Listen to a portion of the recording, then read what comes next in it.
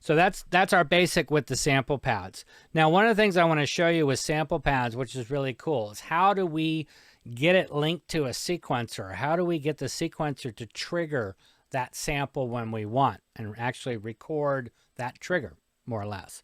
So a sequencer is only going to notice when it's being triggered and then possibly when it's turned off. But it is not going to record any MIDI data or audio data, right? It's just a trigger. So one of the things that we can do is we can go into Scene Edit. So this is global for the scene. And in the General tab, you have this area right here, Pad Zone Select. Okay.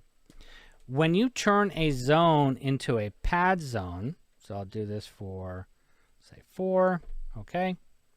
All right, exit. And if we look at our zone view, you'll notice that this guy down here is now pad.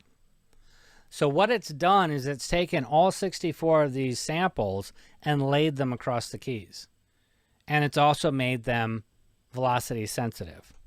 So if I select zone 4 like this, and I hit C2 down here, it's going to trigger 1, right?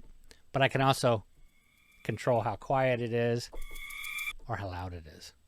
C#2 is pad 2, and then D, and then D#, and so on and so forth, all the way up.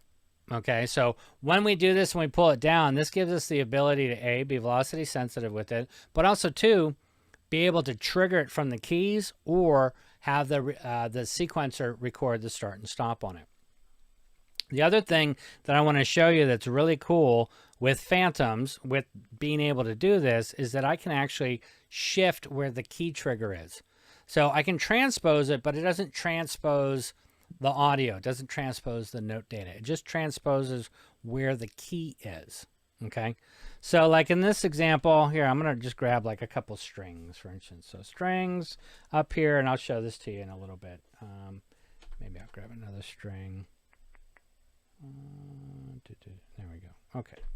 All right. So I'm going to set up this little thing here. So right now I'm going to be in 4.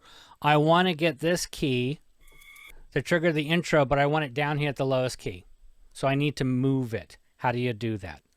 It is as simple as zone edit. Shortcut shift, zone select, go down to pitch. So transpose will work. Of course, tune will not, fine tune will not, and octave will not, but transpose does. So if this is the key, C2, and I want to move it down here, I'd have to go 1, 2, 3, 4, 5, 6, 7, 8, 9. So it's either 8 or 9, and I say that because sometimes you have to figure out, am I including the original key or not? So let's go with 8 for right now. So if I go from C and I go 1, 2, 3, 4, 5, 6, 7, 8 as the last key, and I want to transpose it, if I'm going down, it has to be a positive number. If I'm going up, it has to be a negative number. So in this case, I would have to go +8. And let's see what we got. There it is.